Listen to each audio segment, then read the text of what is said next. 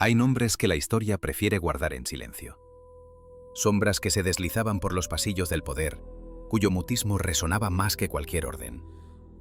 Eran los engranajes invisibles de una maquinaria monstruosa, y su desaparición, por lo general, era tan sigilosa como su servicio. Nikolai Blasik estaba destinado a ser uno de ellos. Un hombre que durante un cuarto de siglo no fue un simple guardaespaldas, sino literalmente la piel y el eje de Stalin. Él colocaba las flores en su dacha, seleccionaba las películas para sus proyecciones nocturnas. Vio cómo la paranoia del líder se transformaba en una sentencia de muerte para millones de personas y mantuvo la boca cerrada. Hasta que un día, él también desapareció. Traicionado, arrojado al gulag helado, borrado de la historia, olvidado. Pero ¿y si la sombra decidiera hablar? Imaginen, Moscú, año 2025. Durante la reforma de un antiguo apartamento, tras un papel pintado desprendido, unos obreros descubren un escondite. En su interior, una carpeta carcomida por el tiempo, con hojas mecanografiadas. No son unas simples memorias, es la confesión final. La confesión del hombre que sabía más sobre Stalin que nadie en el mundo. Y lo que revela no son meros detalles históricos. Es una revelación capaz de hacer estallar nuestra comprensión sobre la propia naturaleza del poder y del miedo. Esta no es una historia sobre la lealtad. Es la historia de cómo la lealtad se convierte en una maldición y de lo que sucede cuando el perro más fiel decide por fin mostrar los dientes. El mundo queda conmocionado porque el guardaespaldas de Stalin revela al fin la verdad sobre el dictador soviético. Y esa verdad es aterradora. Para comprender en quién se convirtió Nikolai Blasik, es necesario entender de qué mundo provenía. Nació en 1896 en el seno de una familia campesina pobre de la gobernación de Grodno, en los confines de un imperio ruso en plena desintegración. En su linaje no había nobles ni intelectuales. Su mundo era la tierra, el trabajo extenuante y un miedo perpetuo. Al hambre, al terrateniente, a Dios. La vida no le prometía nada más allá de la supervivencia. Pero entonces, el viejo mundo se derrumbó. La revolución y la guerra civil se convirtieron para millones como Blasik en un sangriento pero real ascensor social. Se alistó en el Ejército Rojo. No fue tanto una elección ideológica como un acto de pragmatismo. El ejército le proporcionaba una ración, un arma y un propósito. En el caos de la contienda fratricida, demostró su valía. No como un estratega brillante, sino como un soldado disciplinado, implacable y absolutamente leal al nuevo poder. Fueron precisamente estas cualidades, una devoción ciega y la disposición para ejecutar cualquier orden, las que llamaron la atención de quienes erigían el nuevo orden. Fue transferido a la Checa, que más tarde se convertiría en la OGPU, la espada punitiva de la revolución, una organización donde la duda y la conciencia eran sinónimos de traición. Era un mundo de sombras y susurros, de delaciones y arrestos nocturnos. Para sobrevivir en ese entorno, se requería una voluntad de acero y el instinto de un depredador. Blasik sobrevivió, y no solo eso, sino que ascendió. A principios de la década de 1930, la garra de acero que atenazaba la garganta del país se cerraba cada vez con más fuerza. La paranoia se había convertido en política de Estado. El líder veía enemigos en todas partes, entre los viejos bolcheviques, en el ejército, en la intelectualidad, incluso en su propio círculo íntimo. Su seguridad personal se transformó en una obsesión. No necesitaba un simple guardaespaldas, necesitaba un hombre muro. Alguien no solo físicamente imponente, sino ideológicamente vacío, colmado por una única emoción, una lealtad perruna. Una persona capaz de moverse en silencio y de portar la quietud como una armadura.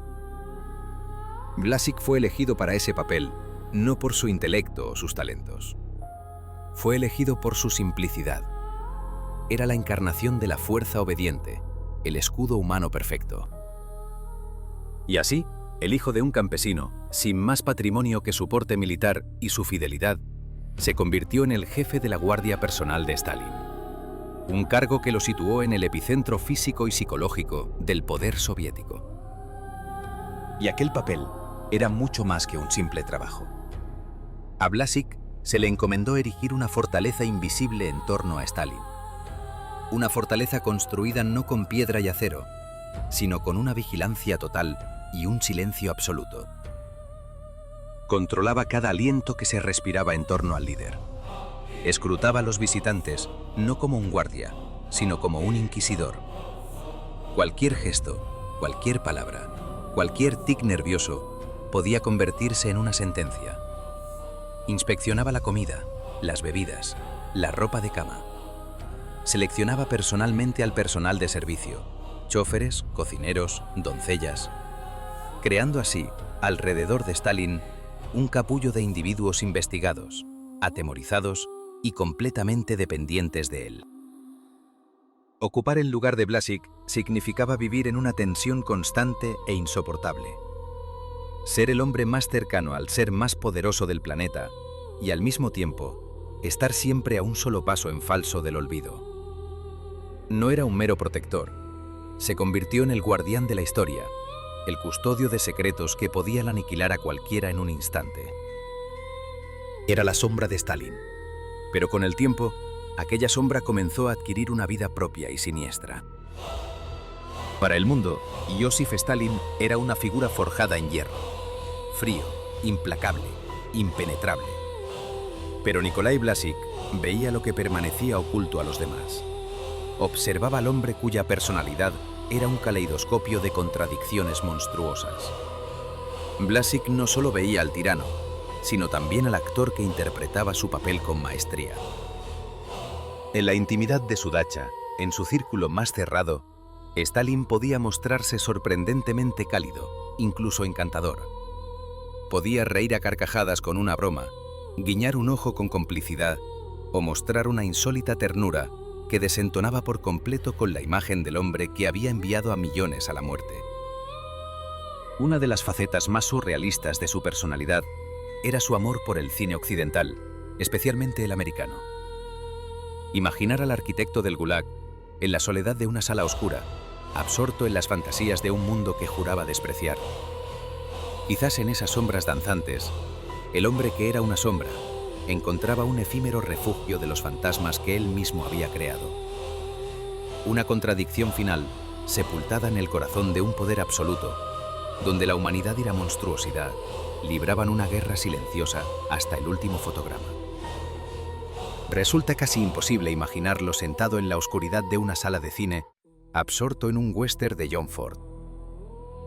Su película predilecta no era una epopeya soviética, sino una comedia romántica de Frank Capra. Sucedió una noche. La imagen de Stalin, recostado en su butaca, con la pipa entre los dedos, sonriendo ante las peripecias de Clark Gable, choca de tal manera con su icono público que parece pura ficción. Pero es precisamente en ese abismo donde residía su faceta más aterradora. Era una calculada fusión de encanto y amenaza, donde el encanto no era más que una máscara. Su humor jamás fue inocente. Sus bromas, afiladas como el bisturí de un cirujano, siempre tenían un propósito: desestabilizar, sondear, controlar. En sus memorias, su jefe de seguridad, Vlasik, relata un episodio que hiela la sangre. Una noche, durante la cena, Stalin anunció que había perdido su pipa favorita. Un silencio tenso se apoderó de la mesa. Tras una pausa que pareció eterna, Stalin soltó una carcajada y sentenció: «No importa, ya la han encontrado. 3 hombres han confesado haberla robado». La risa en la sala se congeló de inmediato. ¿Era una broma macabra? ¿Una prueba de lealtad? ¿O la confirmación de que en ese preciso instante 3 inocentes eran torturados en los sótanos de la Lubyanka? Nadie lo sabía. Y en esa incertidumbre absoluta residía la esencia de su poder. Para Vlasik, La sonrisa de Stalin nunca fue un gesto de alegría. Era un presagio. Una advertencia de que cada movimiento, cada palabra, cada suspiro, estaba siendo medido y juzgado. En su presencia, el más mínimo error era fatal. Una mirada indebida, un silencio malinterpretado, y hasta el hombre más cercano al poder podía desvanecerse antes del amanecer. La lealtad era un escudo frágil. La supervivencia dependía de la habilidad para leer correctamente esa sonrisa, para intuir la amenaza oculta bajo la máscara de bonomía. Vivir junto a Stalin era caminar permanentemente sobre el filo de una navaja. Cada día era un examen, cada minuto un juego con la muerte. A mediados de los años 30, la atmósfera se había vuelto irrespirable. Su presencia ya no era solo poder, era un campo de fuerza invisible, un miedo que lo impregnaba todo, desde los pasillos del Kremlin hasta el último rincón del país. Quienes le rodeaban no se limitaban a obedecerle. Se convertían en sus ecos, en sombras proyectadas por su silueta opresiva. Imitaban hasta sus más mínimos caprichos. Cuando Stalin, con su reconocible acento georgiano, pronunciaba mal una palabra en ruso, todo su círculo íntimo, miembros del Politburó, mariscales, comisarios, adoptaba de inmediato el mismo error. No hacía falta una orden, era un servilismo instintivo, nacido del más profundo terror animal. Todos sabían que disentir, incluso en la inflexión de una sílaba, era cortejar al desastre. El miedo se había convertido en el idioma universal, un lenguaje que todos entendían sin necesidad de palabras. Stalin rara vez necesitaba alzar la voz. Su silencio, denso y expectante, era infinitamente más letal que cualquier grito. Su mirada, serena y penetrante, era capaz de helar el alma. Sus ojos, que no parpadeaban, eran a menudo la última sentencia antes de que una persona se desvaneciera para siempre de las páginas de la historia. Y cuando Stalin reía, rara vez era el sonido de una alegría sincera. Casi siempre, su risa servía como un presagio siniestro. El instante previo a que un siervo leal o un camarada de ayer fuera borrado sin dejar rastro. Blasik comprendía a la perfección aquella matemática cruel. Veía cómo se densificaba el aire cuando esa risa resonaba por los salones del Kremlin. Cómo señalaba una aniquilación que acechaba a la vuelta de la esquina. El Gran Terror, la purga a gran escala que decapitó y reconfiguró a la élite soviética, se desató con toda su furia en 1936. Blasik fue testigo de la procesión interminable de hombres que entraban en el despacho de Stalin. Héroes de la revolución que un día fueron sus compañeros de armas. Poetas cuyos versos recitaban generaciones enteras, científicos cuyos descubrimientos prometían un nuevo futuro, mariscales que habían liderado ejércitos en la batalla. Algunos salían de aquellos encuentros con elogios, medallas o promesas de favor. Otros simplemente se esfumaban. Eran engullidos por la maquinaria de la represión. Los muros absorbían sus nombres y el mundo jamás volvía a verlos. Uno de los casos más reveladores fue el arresto del mariscal Mikhail Tukhachevsky, un estratega militar brillante, el Bonaparte rojo. Una noche de 1937, Stalin firmó la orden de su detención. Blasik, como siempre, observador silencioso, permanecía tras la puerta del despacho. Pocos días después, Tukhachevsky y un grupo de altos mandos militares fueron fusilados sin juicio, bajo la acusación inventada de conspiración. Sus nombres fueron borrados de todo documento oficial, como si nunca hubieran existido. Blasik nunca se atrevía a preguntar. Preguntar era admitir ignorancia, y en los dominios de Stalin, la ignorancia era una sentencia de muerte. La regla no escrita era clara. Si preguntas, o sabes demasiado poco, o lo que era peor, sospechas demasiado. Ambas cosas eran igual de peligrosas. Las noches eran el teatro más oscuro de aquel terror. Los teléfonos del Kremlin y de la Dacha sonaban sin cesar en las horas previas al amanecer, perforando el pesado silencio. Al otro lado de la línea, se susurraban nombres, nombres de condenados, de aquellos que debían ser eliminados de la narrativa soviética. El papel de Blásic era preciso e implacable. Documentaba las órdenes, organizaba la logística de los arrestos, montaba guardia mientras la purga se desarrollaba. Su silencio era absoluto, su obediencia inquebrantable. Detrás de cada nombre susurrado había una vida borrada, y Blásic era, a la vez, testigo e instrumento. En la fría quietud de la noche, él encarnaba esa misma mudez letal que Stalin esgrimía como un arma, silenciosa, ineludible, definitiva. El mundo dentro del santuario de Stalin era una paradoja de grandeza y de un terror abismal. Un lugar donde la lealtad se medía en silencio y la supervivencia dependía no de lo que se hacía, sino de lo que se callaba. Era el epicentro de un poder absoluto, sostenido no por la fuerza de los ejércitos, sino por el peso aplastante de una sola mirada. La dacha de Stalin en las afueras de Moscú no era una simple residencia. Era una fortaleza, una prisión donde el poder y la paranoia se entrelazaban de forma inextricable. Un mundo en sí mismo, un reino gobernado por los caprichos y los miedos de su señor, donde el lujo y el terror convivían en una inquietante proximidad. Las responsabilidades de Nikolai Blásic trascendían la mera protección. Él era el director de orquesta de cada aspecto de la vida cotidiana en aquella ciudadela. Cuidaba de los rosales, cuyas delicadas flores enmascaraban la brutalidad latente. Supervisaba los limoneros del invernadero, como si la propia naturaleza debiera ser un símbolo de orden rigurosamente controlado. Confeccionaba las listas de invitados con una atención minuciosa, decidiendo quién era digno de entrar en el círculo íntimo y quién representaba una amenaza. Las armas, ocultas en los cajones de los escritorios y tras los lienzos, eran un recordatorio constante de que el peligro acechaba incluso en la comodidad del hogar. Pero en la dacha también existían instantes de una extraña y frágil humanidad. A veces, la risa de un niño resonaba en los pasillos, una ligereza efímera que contrastaba violentamente con la opresión del régimen. Artistas y músicos, convocados por capricho de Stalin, ofrecían conciertos improvisados que podían encumbrar o destruir una carrera. Su destino dependía de la aprobación del líder, pero pasaba inevitablemente por el filtro de Blásic. Su influencia se infiltró profundamente en la cultura soviética. Svetlana Alliluyeva, la hija de Stalin, señalaría más tarde que el propio Blásic se había convertido en un déspota.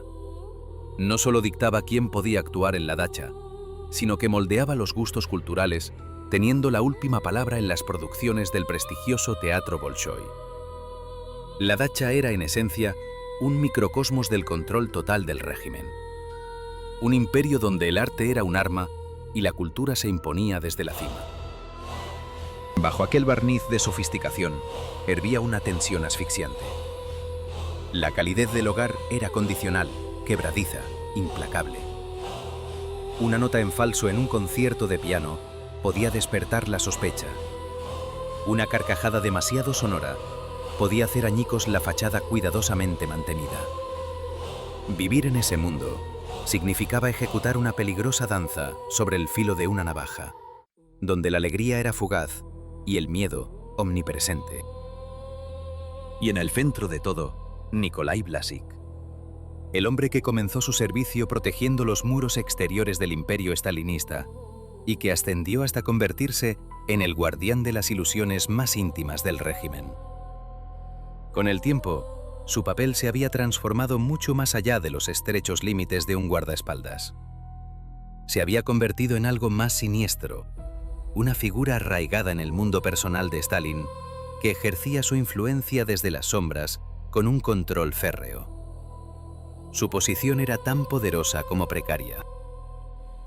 Era el centinela de una fortaleza construida sobre el control y la sospecha, con el terrorífico conocimiento de que la siguiente víctima podía ser cualquiera, incluso él mismo.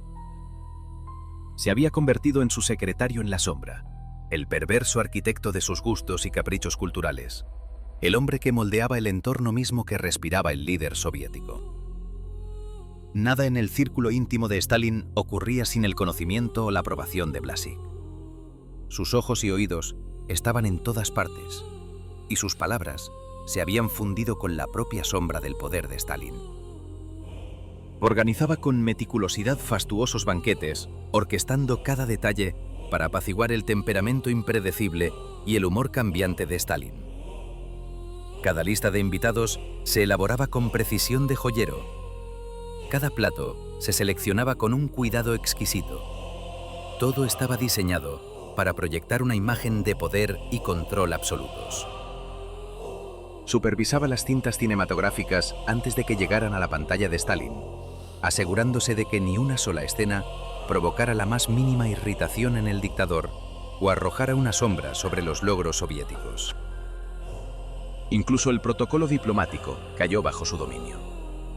Aconsejaba sobre los regalos para los dignatarios extranjeros, escogiéndolos siempre para halagar la vanidad de Stalin o para manipular las relaciones políticas a su favor. Sin embargo, con este poder llegó la corrosión de su propósito original. La lealtad que había definido sus primeros años se transformó en arrogancia y en un control autoritario. Quienes lo conocían susurraban que se había convertido en una suerte de déspota mezquino, rudo, zafio y dominante.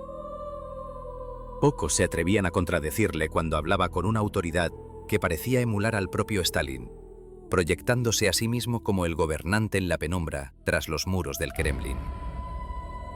Svetlana Alliluyeva, la hija de Stalin, escribiría más tarde en sus memorias un retrato demoledor de Vlasik.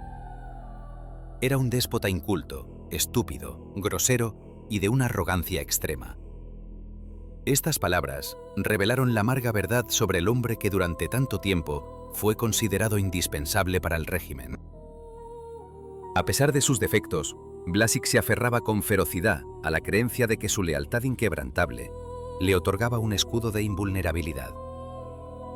Había estado junto a Stalin durante innumerables intentos de asesinato, lo había protegido en peligrosas retiradas durante la guerra y había sido testigo de las frías y despiadadas purgas que se cobraron la vida de amigos y enemigos por igual. Para Vlasik, estos sacrificios lo hacían intocable, un hombre más allá de toda sospecha y consecuencia. La historia, sin embargo, demostraría que estaba trágicamente equivocado. El mismo sistema que él había ayudado a sostener era implacable y no perdonaba ni a los más cercanos al dictador. En 1952 descendió una sombra más oscura que ninguna anterior. El país fue presa del infame complot de los médicos, una siniestra invención concebida por el propio Stalin para atacar a doctores, en su mayoría de origen judío, falsamente acusados de conspirar para envenenar a los líderes soviéticos. La acusación se extendió por Moscú como una plaga imparable. La lealtad, en el corazón de un sistema construido sobre la paranoia, no era un escudo, sino la última y más frágil de las ilusiones. El miedo y la sospecha infectaban cada rincón del poder. La paranoia no era una mera sensación en el ambiente. Se había convertido en la fuerza vital del régimen, un miasma que asfixiaba la confianza y pisoteaba la lealtad. Los mismos salones por los que el guardián se había movido con resuelta seguridad ahora resonaban con el eco de traiciones susurradas y el crujido de las listas de ejecución. De la noche a la mañana, los amigos se transformaban en enemigos, los aliados en delatores. El terror, que una vez Stalin proyectó hacia el exterior, ahora se volvía hacia adentro, devorando a los más cercanos. En esta atmósfera de purgas implacables y sombras cambiantes, su destino estaba sellado. A pesar de más de 20 años de servicio inquebrantable e incuestionable, décadas dedicadas a proteger a Stalin de las balas, a examinar a sus visitantes y a gestionar cada detalle del hermético mundo del dictador, fue repudiado de forma súbita e inexplicable. Una mañana, sin previo aviso ni explicación, el hombre que había sido el guardaespaldas más cercano y fiable de Stalin fue arrancado del corazón mismo del poder. Su última mirada a los muros protectores del Kremlin fue reemplazada por el metal frío de un coche negro que esperaba fuera, El vehículo se convirtió en su ataúd sobre ruedas, transportándolo lejos de los privilegios, hacia la vasta nada soviética.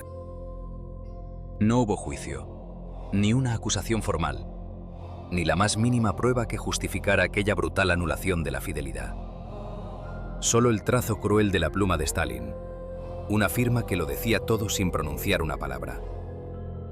El hombre al que había dedicado su vida, aquel a quien sirvió con absoluta devoción y obediencia ciega, le dio la espalda con una facilidad escalofriante. Su nuevo mundo era un páramo helado, lejos del lujo y las intrigas del Kremlin. El remoto campo del Gulag al que fue exiliado era un lugar diseñado para quebrar a los hombres, para borrar identidades y castigar sin motivo. Los inviernos brutales se clavaban en su piel con una escarcha implacable. Los barracones eran sombríos, superpoblados e impregnados de desesperación.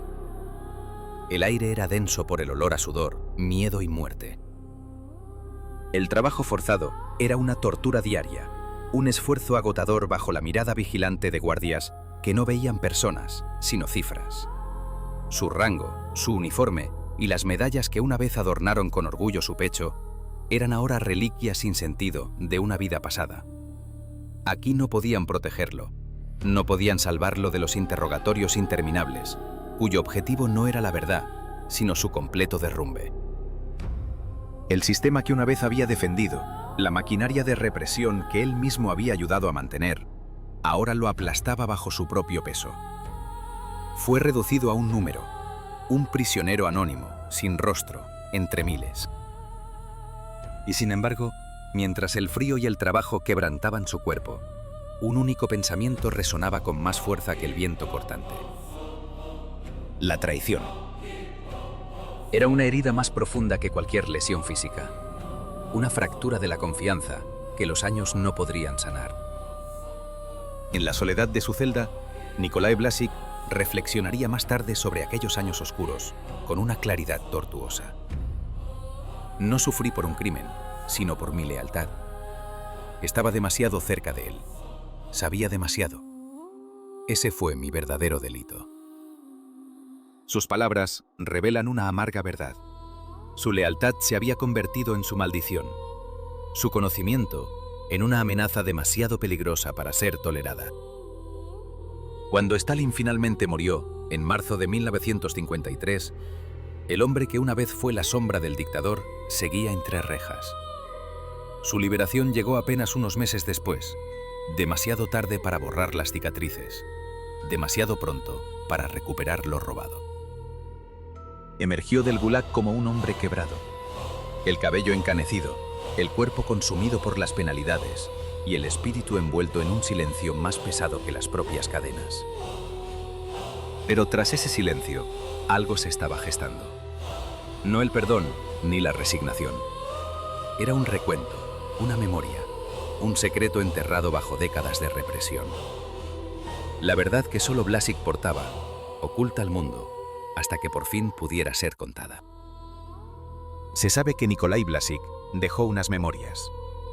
Las primeras, conocidas por los historiadores, son una reflexión contenida y contradictoria sobre sus años junto a Stalin. En aquellos escritos, expresaba un profundo dolor por su traición. Pero a pesar de todo, Blasik insistía en que no guardaba rencor personal hacia Stalin. Su lealtad permanecía intacta, incluso cuando el hombre al que sirvió lo había repudiado. Stalin me infligió un dolor cruel, escribió Blasik, pero ni por un minuto hubo malicia en mi alma. Estas primeras memorias revelaban a un hombre dividido entre el sentido del deber y la cruda realidad del régimen stalinista. Sin embargo, décadas más tarde, saldría a la luz un segundo manuscrito, hasta entonces desconocido. Un relato mucho más detallado y espeluznante. En él, el guardaespaldas de Stalin finalmente desvelaba la verdad sobre el dictador soviético. Esta obra tardía rasgaba el velo de las oscuras realidades del gobierno de Stalin, describiendo confesiones fabricadas, ejecuciones secretas y las frías estrategias de terror que Blasik había presenciado de primera mano. Aquí, el hombre que una vez protegió la vida del dictador desvelaba el terror que Stalin no solo empleaba como herramienta de gobierno, sino como una fuente de perversa satisfacción. En este manuscrito, Błaszczyk describió la atmósfera asfixiante dentro del Kremlin, donde el miedo era un compañero constante. Narró las grotescas sesiones de confesión, donde prisioneros inocentes, rotos por la tortura y la desesperación, admitían crímenes inventados solo para poner fin al tormento. El tono de Błaszczyk aquí era clínico, distante, como si el horror que había presenciado se hubiera convertido en una sombría rutina. La verdad, enterrada durante décadas, había encontrado por fin su voz, no en un grito de venganza, sino en el frío y metódico testimonio de quien lo vio todo. Un eco tardío que demuestra que ni los muros más gruesos del poder pueden contener para siempre la memoria de los crímenes que albergaron. Sus escritos revelan la gélida y meticulosa crueldad de Stalin. Órdenes secretas para envenenar lentamente a los enemigos políticos. Un método insidioso diseñado para eludir el clamor público. Maquinaciones orquestadas bajo la supervisión personal del propio dictador y la eliminación de existencias enteras de los anales de la historia oficial. Entre los pasajes más escalofriantes se narra la muerte de un niño, acusado sin pruebas de espionaje, y la de un compositor castigado por negarse a que su música se convirtiera en un mero himno para la glorificación del régimen. Y aún así, inmersos en estas sombrías revelaciones, sus testimonios conservan una desconcertante complejidad. Nunca describe a Stalin como un monstruo despojado de humanidad, sino como un hombre que empuñaba el terror de forma consciente. Un hombre que de manera perturbadora a veces obtenía una satisfacción perversa del miedo que infundía. No se pueden negar los hechos. No solo gobernaba a través del miedo, escribía Błaszczyk, se deleitaba en él. Estas memorias ofrecen una perspectiva tan insólita como contradictoria del hombre que habitó en el corazón de uno de los regímenes más brutales de la historia. Un sirviente leal, un testigo silencioso y, en última instancia, el cronista de verdades inconfesables.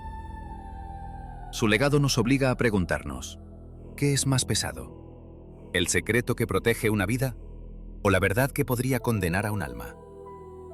La historia no ofrece respuestas sencillas, solo el peso eterno de las decisiones tomadas en la oscuridad.